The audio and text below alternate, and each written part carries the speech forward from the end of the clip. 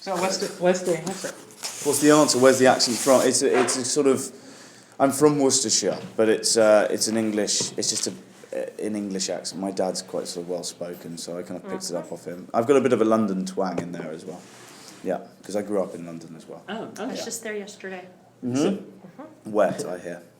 Oh, yeah. Yeah. And yeah. the tube strike. She Great, we love the desperately tube wanted to strikes. tell you that she was just there yesterday. Yeah, the tubes. We love the tube strikes. No, but he probably misses it Yeah. toward the end of your day. London? Yeah. Yeah, I'm going back there in a couple of days. I can't wait. It's my home. So I guess I'm going to start off by asking about Pompeii. Yes, Pompeii. Yeah. And actually, I want to ask you, what is the worst winter joke you've heard so far during this tour? The worst winter joke. Uh-huh. Well, it's always winter is coming, isn't it? Or something, or yeah. Is that the one you're most around tired? there. Is that the one you're most tired of? Yeah, probably. They're talking. I heard it today. I went and did a TV interview, and the weatherman was obsessed with telling me that joke. Yeah. Yeah. So there you go. My question is, I'm assuming since you live in Europe that you've been to Pompeii. I have. Yeah. Okay, so given the fact that I can tell, because I've been many times, I used to live right near there, that the architecture is taken directly from several of the villas there, and I recognize them and everything. And they're still there, the bodies. Yeah. How, having experienced being in that environment, going back, I'm assuming, while you were doing the studying for the role and everything, how did that kind of energy, that kind of feeling of those people still there and the architecture and everything, how did that inform your characterization and the work that you did as an actor? I think one of the reasons why I took the role in the first place was I thought it was a very, very interesting idea to take these bodies that are there and we can see, to imagine how they ended up in that position and tell the lives of these plaster cast bodies. And bookend it with bodies at the beginning, bodies at the end. I thought that was a really kind of emotionally nice idea. I did go to Pompeii. I went after finishing the movie. I had a real desire to go. I didn't have time to go beforehand, unfortunately. But I went after and I looked around, and it was reassuring to see how well they'd done their research and how well they built these sets, and that they were very accurate to the actual town. And very moving. That if you ever get a chance to go, if you haven't been, there's a very moving one. The one that really got me is of a woman who's clutching her pregnant belly at the moment of her death, and I thought that was very sort of emotionally moving. It is scary accurate, because I was watching a movie, because I've been there, and I was looking at photos yesterday. Yeah. And it is pretty scary accurate. Do you feel this sense of, I don't know what word I want to use, but do you feel like you really have to tell the story in a certain way to pay homage to the people who lived that life? I was very that was very important to me, because I feel like, if you were doing a Second World War piece, you would tell it with a certain amount of respect. And what I worried about with this movie is that it would just be a big action disaster flick, and it kind of is that. It's fun. But it's only in the last 20 minutes. There's a certain amount of respect paid to those that died there, and that's within the plaster cast at the beginning, plaster cast at the end. I thought that was very important for me, because even though it's a millennia-old disaster, it didn't make the human element any less tragic. So yeah, it was important to me that they did it right. And they actually, if you look at the studies that we know of, I was worried that it would be historically wrong, and all through the movie I was going, "You sure this went on for a day?" And with the flying rocks, and wouldn't they all be dead in seconds? And then I did most of my research after doing the movie, weirdly. Because they say the smoke came first. Yeah, it's very, very accurate to what we know happened. And then, do you think the people there had any concept or clue that volcano could have erupted? No, well, we spoke to scientists about this, and they said that they would be aware of the earthquakes. There was a big earthquake about a year before, which razed Pompeii to the ground. They rebuilt it. they were aware of what earthquakes were. They didn't know about eruptions or imminent eruptions. So they wouldn't have known what was happening, and they probably would have thought it was to do with the gods and the gods were being vengeful, which is accurate to the movie. How did your work on Game of Thrones prepare you for this movie, and was there anything that you were surprised at in doing this movie that you weren't ready for at the end? Yeah, I came in from Thrones with a bit of an ego about knowing how to use a sword. Yeah. I know that I'm quite good with a sword. It's something within my range that I enjoy doing and that I enjoy doing on Thrones. The difference in the amount of sword fighting and the style of sword fighting was a bit of a shock to me, and I had to learn from almost starting blocks. Okay. In Thrones, it's all very practical fighting. It's broadsword fighting. Most fights are over in about 6 moves because a normal fight would be over in about 6 moves. Mm-hmm. This was more showmanship. It was a dance routine. It was like male ballet with swords, Okay. And I think, so I did get prepped for it. They're also similar kind of characters. I think I was asked to do this movie because of my work on Thrones. Okay. I found differences in them, but they're similar, quite introverted, quite quiet, quite still characters that I personally enjoy playing. So that prepped me for it. The difficulty was trying to find differences. Really, it wasn't the similarity. It was easy coming from Thrones into thing, but the difficulty was trying to differentiate the characters in my own head. Okay. Yeah. And how did you do that? They were driven by different machines, I think. Can you be specific? Jon Snow is driven by duty and honour. He believes in goodness and he believes in righteousness and he believes in looking out for those weaker than him. Milo comes into the movie believing in absolutely nothing. If he believes in anything, he believes in death and he believes in bloodlust and he believes in killing things, and he's almost on that kind of autistic spectrum where he doesn't emotionally connect with anything, and I like that about him. Like post-traumatic stress disorder? Yeah, whereas John is very emotional. So there was that. It was the emotional balance that was different. And the interesting thing with this movie is that he finds hope, he finds ambition, he finds who he is and his emotions just as the volcano goes off. It's kind of like a nice sort of an analogy for him igniting as a person. It's the volcano going off, and then that levels the playing field for everyone. He gets the girl and he finds liberty in death, really. If he dies, don't put that down. And well, everyone dies. Yeah. And in every movie, you learn something new. What did you learn specifically from Paul Anderson on this one that you can take back to Thrones or any other future role that you do? I think what I learned from Paul was a level of detail that he as a director uses, the level of aesthetic and visual detail.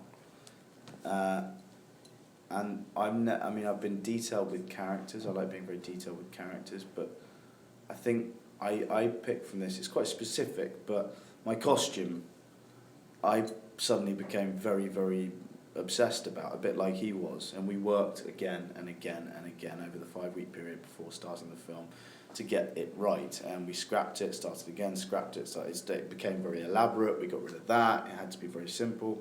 In the end, it was pretty much what we started with, but it's like, it was that kind of thing, that level of detail that he goes into, which I would like to take away, and would now like to, when I approach a role, I'm not going to settle with the first costume I have, put it that way. I'm going to work on it until it really feels like me. That's an interesting thing you should say that, because to me the difference between English training as an actor and American training is the difference between outside in or inside to out. Yeah. And when you're talking about the costume, can you talk a little bit about, as an English trained, you went to Central, as an English trained actor, how that informs working specifically on a film here in Pompeii, and how, because you were talking about the costuming, is that how you approached it, or have you taken some of, like Kiefer Sutherland, who's an American trained actor, did you take some of that, are you mixing it together, how are you all still- changing as you're going on? It's interesting you say that, and I still take that. I spent 3 years at drama school. I still take the approach I did there, and I do focus very much on costume and very much on a specific thing. So, for this role, the body transformation was the first. For another role, it might be the voice. Like for Jon Snow, it was the cloak and it was the voice, and that's kind of, and then I could work around that, and then that brings me to who he is, and I can click into that. With this role, it was, right, I want to get as muscly, as fit, as lean, as kind of badass looking as I can, and that will take me to the character and how he moves and how he reacts. And sometimes a good thing to do is get you want to get, it's not a particularly deep character role, but you want to get an image of an animal in there sometimes. And the one I got was like a little, his little bulldogs, like a terrier. He was like that. He's so quick and so aggressive, and that's what I wanted to. So there's various different routes that you go around, but I don't work from any sort of a method level. I find that's distracting to me. There's such an unreasonable amount of fanboy hate for Paul Anderson on the internet. Yeah. Did you have any concerns working with him, and why is that? Because personally, I love the Resident Evil films. Yeah. So, I don't understand fanboy hate, is what I don't understand. It's not. I really, really think there is a insipid and vicious and dangerous level of comment on the internet that is people sitting behind their desks anonymously throwing insults at people. And I'm passionate about my dislike for that, because I think it's weak, it is cowardly, and it can really hurt people. I'm sure Paul has risen above all of that, but he is a very, very talented and passionate director, and I find it amazing that anyone would throw an insult about his movies. It's something about them that I think is... Because I certainly wrong. get enough of it, so I can understand why it Oh, must it's be like... just atrocious, isn't it? It's ridiculous. And I have actor friends who it has really damaged and hurt their confidence, and acting is all about confidence. When you read something like that, it can truly kind of scar you and make you a worse actor, and so it's not a nice thing, and I think it needs. There's no way of stamping on its head. All we can do is say to people out there who do read bad stuff about them to ignore it and to realise it's someone who's just unhappy about their own life. Because I only deal with hundreds of it, but you guys deal with thousands. Huh? Yeah. Can you talk about filming the climactic scene at the end of this? Like, what was that like? In terms of like the visual effects and working with the visual effects. It was a tough one, that. We had lots of wind machines, we had lots of elements, ash, and then on top of it you had to look at a green screen and know that was a pyroclastic flow coming towards you. It's not easy acting with all of those things coming at you at the same time. Plus, it's really horrible kissing Emily Browning, so... Torture. That was the worst bit. The worst bit. You can put that one down. It was...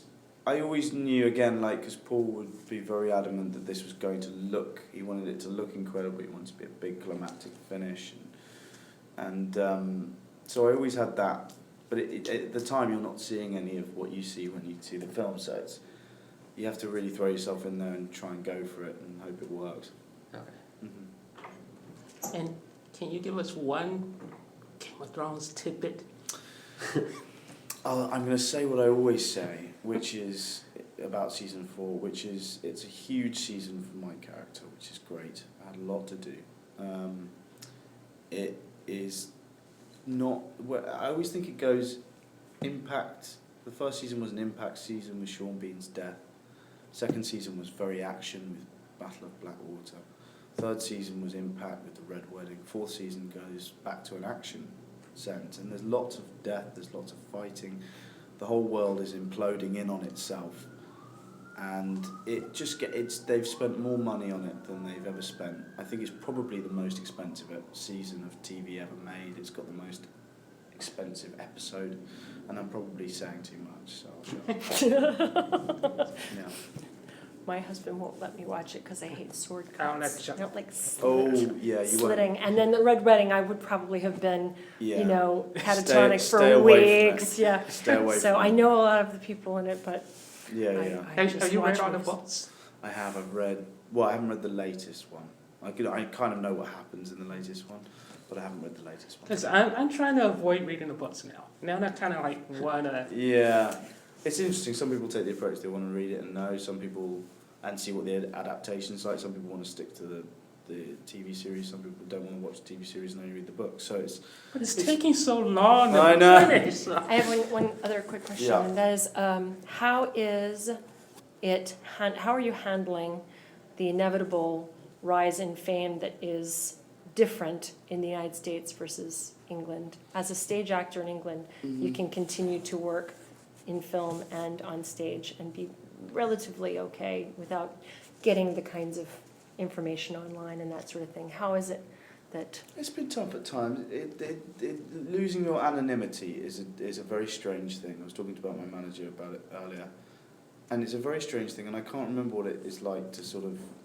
You know, I tie my hair up like this now because I generally kind of, that helps not being recognised in the street. I always have to kind of look like this with the hair, so it's easy to recognise me. I'm fine with it. I love meeting people who are fans of things, but at the same time, I like my privacy. And also, the main thing I find as an actor is you don't